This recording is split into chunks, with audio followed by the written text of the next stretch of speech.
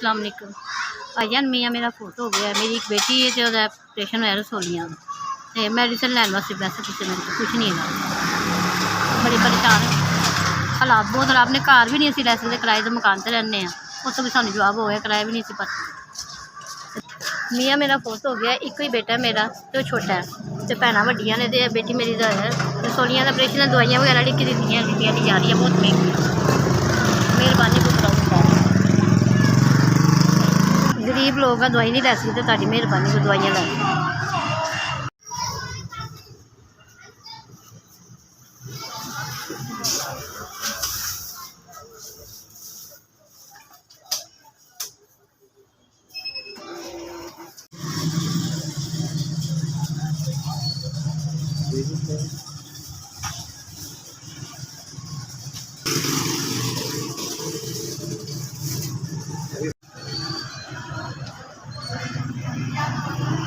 अस्सलाम वालेकुम। SBS अल्लाह पाक तुहानूं सलामत रखे। तुसीं मैनूं दवाइयां लैके दित्तियां, मेरे पैसे भेजे 7000 रुपया तो दवाइयां मैं लै पाई अपने बच्चों की।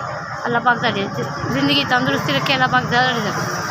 SBS अल्लाह पाक तुहाडी तरक्की देवे, ज़्यादा बुलंद इज्जत देवे, ज़्यादा रिज़्क देवे। तुसीं साडे गरीबां की मदद की।